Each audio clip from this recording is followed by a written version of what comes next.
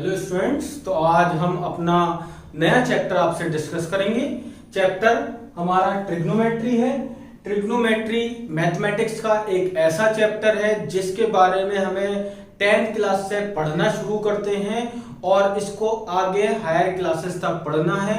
और इसकी एप्लीकेशन आपको चाहे आप पीसीएम में हो, चाहे पीसीबी में हो, या आप उससे ऊपर किसी भी क्लास में हो, वहां पर आपको ये ट्रिग्नोमेट्री सबसे ज्यादा मैथमेटिक्स में इस्तेमाल की जाती है। और ये हम लोगों को ज्यादातर बच्चों को ये ट्रिग्नोमेट्री टफ लगती है, लेकिन बहुत आसान करके हम इसको आपको बताएंगे ताकि आप लोगों को आगे से ट्रिग्नोमेट्री से डरना ना पड़े। ये जो हम यहाँ पर सबसे पहले ट्रिग्नोमेट्री की बिल्कुल बेसिक चीजों की बात करेंगे, जिसमें बेसिक चीज में सबसे पहले हमें ट्रिग्नोमेट्री सॉल्व करने के लिए जिन चीजों की जरूरत होती है, ट्रिग्नोमेट्री को आगे क्वेश्चन लगाने के लिए जिनके फॉर्मूला की जरूरत होती है, वो सारे फॉर्मूला हम आपके साथ डिस्कस करेंगे। तो ट्रिग्नोमेट्री में जितने बेसिक फॉर्मूले, जो भी बेसिक फॉर्मूले हैं जो 10th में इस्तेमाल होते हैं या 11th में इस्तेमाल होते हैं, वो सब हम आपको बताएंगे। एसएससी में, गवर्नमेंट जॉब्स में जितना भी आप अप्लाई करते हैं, या आपका एमबीए हो, एसएससी हो, कुछ भी हो, वहां पर हम अपना ये जो फॉर्मूले अप्लाई किए जाते हैं सब आपको बताए जाएंगे बहुत जल्दी। तो देखिए, आप सबसे पहले ट्रिग्नोमेट्री की अगर मैं बात करूं तो trigonometry, the word trigonometry is drive from Greek word. ये जो ट्रिग्नोमेट्री है ये ड्राइव किया गया है एक ग्रीक वर्ड से, जिसका मतलब होता है ट्राई। ट्राई का मतलब होता है 3, गोनो, गोनो मीन्स साइड, और metry means measurement. That means trigonometry का मतलब हमारे पास होगा 3 साइड मेजरमेंट। ठीक है, तो ये ट्रिग्नोमेट्री का बेसिक मतलब है जिसके बारे में हम आगे फर्दर डिटेल में पढ़ेंगे। सबसे पहले अगर मैं ट्रिग्नोमेट्री का बिल्कुल ही बेसिक फॉर्मूले की बात करता हूं, तो ट्रिग्नोमेट्री के बेसिक फॉर्मूलाज में basic definition of trigonometric functions, सबसे पहले sine theta equal to perpendicular upon hypotenuse, cos theta होता है बेस अपॉन हाइपोटेन्यूज, और टेन थीटा होता है परपेंडिकुलर अपॉन बेस। अच्छा, ये क्योंकि 3 साइड मेजरमेंट की बात की गई है, ये ट्रिग्नोमेट्री कहां इस्तेमाल की जाती है? ट्रायंगल में। ट्रायंगल में ट्रिग्नोमेट्री का हम इस्तेमाल करते हैं, जहां पर क्या क्या चीजें होती है। एक ट्रायंगल मैंने ABC बनाया, राइट ट्रायंगल। इस राइट ट्रायंगल का मतलब होता है वो ट्रायंगल जिसमें एक एंगल 90 डिग्री का होगा। तो 90 के सामने वाली साइड हाइपोटेन्यूज होती है, थीटा यानी कि एंगल आप कुछ भी ले सकते हैं, मैंने इसको नाम दिया है थीटा। ये हमारा एंगल है, इसके सामने वाली साइड परपेंडिकुलर होती है, बाकी क्या बचेगी? बेस। अगर थीटा में यहां कंसीडर करता हूं तो ये परपेंडिकुलर और ये बेस। तो मतलब ये ट्रायंगल की हमारे पास 3 साइड हैं, जिसको थीटा की बेस पे हमें, एंगल की बेस पे हमें अलग अलग करना होता है, सेपरेट करना होता है। मतलब 90 के सामने वाली तो साइड फिक्स है, हाइपोटेन्यूज रहेगी। एंगल जहां पर आपको कंसीडर करना है या आपको दे रखा है, तो एंगल के सामने वाली साइड परपेंडिकुलर, और दूसरी जो लास्ट आपकी साइड बचेगी उसको हम कहेंगे बेस। इस एंगल की बेसिस पर ही हम अपने ट्रिग्नोमेट्रिक बेसिक रेशियोज का फॉर्मूला बनाएंगे। क्या अगर मैंने यहां साइन थीटा लिख दिया है, तो sine theta perpendicular upon hypotenuse होता है, तो थीटा के सामने वाली परपेंडिकुलर साइड अपॉन हाइपोटेन्यूज आ गई। Cos theta base upon hypotenuse, tan theta perpendicular upon base. अच्छा, इसके अलावा ये टोटल ट्रिग्नोमेट्रिक रेशियोज हमारे कितने हैं? मैं लिख देता हूं यहां पर, टोटल ट्रिग्नोमेट्रिक रेशियो हमारे कितने हैं? 6 हैं। अच्छा, आगे लिख देंगे अभी नेक्स्ट में, अभी जगह नहीं है हमारे पास। तो टोटल ट्रिग्नोमेट्रिक रेशियो हमारे पास 6, साइन, कॉस, टेन, कोसेक, सेक, कॉट, ये टोटल 6 हैं। ये हमारे किससे ड्राइव होकर आए हैं? इनका बेसिक ग्रीक वर्ड क्या है वो भी हम आपको बताएंगे। ठीक है, मतलब एब्रीविएशन क्या है इसका, मतलब जैसे हमारे पास साइन का भी एब्रीविएशन, किसके एब्रीविएशन भी यूज करते हैं? कॉस का एब्रीविएशन, टेन का, कोसेक का, सेक का, कॉट का, ये एब्रीविएशन के तौर पर इस्तेमाल किए जाते हैं। क्या है वो अभी हम आपको नेक्स्ट में अभी आगे बताते हैं। तो साइन का रेसिप्रोकल कोसेक होता है। ये कैसे पता चला? क्योंकि साइन अगर परपेंडिकुलर अपॉन हाइपोटेन्यूज है, तो कोसेक हो रहा है हाइपोटेन्यूज अपॉन परपेंडिकुलर। इसका मतलब ये हुआ कि यहाँ परपेंडिकुलर न्यूमरेटर में है, यहाँ डिनोमिनेटर में है। इसका मतलब रेशियो दोनों है, सेम है। ये भी परपेंडिकुलर अपॉन हाइपोटेन्यूज की बात है, यहाँ भी परपेंडिकुलर हाइपोटेन्यूज की बात है, लेकिन दोनों एक दूसरे के रेसिप्रोकल है, तो इसका मतलब साइन और कोसेक एक दूसरे के रेसिप्रोकल हुए।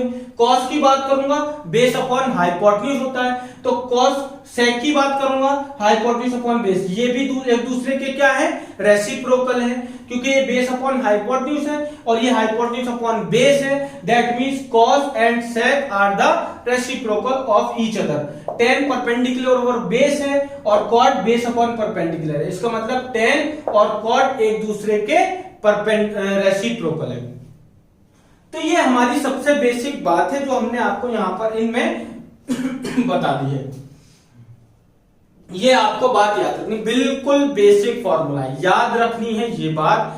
अगर तो मैं बता रहा था आपको कि tan और cot एक दूसरे के रेसिप्रोकल है, तो ये सिंपल हमारी बात है यहां पर। तो अगर आपको ये फॉर्मूला याद नहीं है तो इसको आगे क्वेश्चंस करने में हमें बहुत प्रॉब्लम हो सकती है।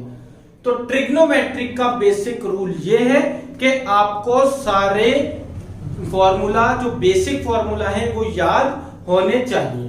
तो ये फॉर्मूला हमारे बेसिक है। इसके अलावा अगर मैं बात करता हूं, कुछ एंगल्स की वैल्यूज होती है ट्रिग्नोमेट्री की, जैसे कि फंक्शन है हमारे पास साइन कॉस टैन, इस तीन की बात करूंगा, बाकी आप खुद निकाल सकते हैं, याद करने की जरूरत नहीं है। जैसे फंक्शन एंगल किस किस की बात कर रहा है, जो नॉन एंगल हम जिसकी हमें पता होनी चाहिए वो क्या है, 0 degree, 30 degree, 45 degree, 60 degree and 90 degree. तो साइन 0 डिग्री पर 0 वैल्यू देता है, साइन 30 डिग्री पर हाफ वैल्यू देता है, साइन 45 डिग्री पर 1/√2 वैल्यू देता है, और साइन 60 डिग्री पर √3/2 देता है, और साइन 90 डिग्री पर 1 वैल्यू देगा। ये हो गया। अच्छा, इसके अलावा अगर मैं बात करूं कॉस की, तो कॉस 0 पर 1 देगा, कॉस 30 पर इतनी देगा, 45 पर ये, 60 पर ये एंड 90 पर 0। tan 0 पर 0 रहता है, 30 पे 1/√3 रहता है, 45 पर 1 रहेगा, 60 पर ये और 90 पर ये। तो ये हमारी वैल्यूज हो गई। देखिए इनको याद रखने की एक ट्रिक है हमारे पास, बहुत ही सिंपल ट्रिक है। उसमें क्या है, बस आप साइन की याद रख लीजिए एक बार कि साइन 0 पर क्या होगा, 30 पर, 45 पर, 60 पर, 90 पर। बाकी आपको याद करने की जरूरत नहीं पड़ेगी। तो जैसे आपने साइन 0 पर लिखा, ये आपने बनाया, इसको आप स्टार्टिंग से लिख दीजिए। जैसे 1 यहां आया तो सबसे पहले 1, उसके बाद ये लिखिए, उसके बाद ये लिखिए, उसके बाद ये, उसके बाद ये, यानी कि इसको कॉस की जगह पे रिवर्स ऑर्डर में लिख देंगे। जैसे यहां पे आपका 1 पे खत्म हो रहा है, यहां पर कॉस को 1 से शुरू कर देंगे। ये इसकी ट्रिक है, अगर कभी भूल जाते हैं तो। लेकिन अब हर जगह आप ये टेबल तो बार बार नहीं बनाएंगे, तो इसके लिए ये तो ट्रिक है, कभी इस बात से भूल जाते हैं तब। लेकिन अगर आपको क्वेश्चन इंस्टेंट करना है तब आपके टिप पर सारे फॉर्मूलाज होने चाहिए। क्लियर? अगर tan की फॉर्मूला की ट्रिक बताऊं तो इनको डिवाइड कर दीजिए, 0 इसको साइन को और कॉस के एंगल को डिवाइड करिए, 0/1 0, 1/2 अपॉन √3/2, 2 से 2 कैंसिल, 1/√3, 1/√2 डिवाइडेड बाय 1/√2 1, √3/2 और हाफ √3, 1/0 नॉट डिफाइंड। तो ये ट्रिक है याद रखने के लिए। लेकिन आपको अगर क्वेश्चन करने हैं एट इंस्टेंट, क्योंकि आप बार बार नहीं बनाएंगे, जल्दी करने हैं, ये टाइम कंज्यूमिंग है, आपको टाइम को बचाना है, ये ज्यादा टाइम ले जाएगी टेबल बनाने में, कितना भी ले लेकिन टाइम तो लेगा ना। लेकिन अगर याद होगा तो आप जल्दी से कर लेंगे। तो ये आपकी ट्रिक है याद रखने के लिए, कभी भूल जाते हैं तो। लेकिन आपको ये याद रखना, ये मिनिमम आपके 3 रेशियोज हैं याद रखने के लिए। हमारे पास ट्रिग्नोमेट्री के बहुत फॉर्मूलाज हैं, बहुत 100+ फॉर्मूलाज हैं, लेकिन आपको इस स्टेज पर जितने लिखने हैं, जितने याद होने चाहिए, वो सब मैं आपको बताऊंगा। ठीक है? अच्छा, अब आप कहेंगे कि हमारे पास तो 6 रेशियो हैं, आपने लिखवाए हैं 3, बाकी 3 कैसे निकालेंगे? तो वो बहुत आसान है। अगर साइन 0 पर वैल्यू 0 है तो कॉसेक 0 पर वैल्यू कितनी होगी? नॉट डिफाइंड, क्योंकि साइन और कॉसेक एक दूसरे के क्या होते हैं? रेसिप्रोकल। अगर साइन 30 की वैल्यू हाफ है तो कॉसेक 30 की वैल्यू होगी 2, रेसिप्रोकल हो जाएगा। साइन 45 की वैल्यू 1/√2 है तो कॉसेक 45 की वैल्यू 1√2 हो जाएगी। साइन 60 की वैल्यू √3/2 है तो cosec 60 की वैल्यू 2/√3 रेसिप्रोकल हो रहा है ना।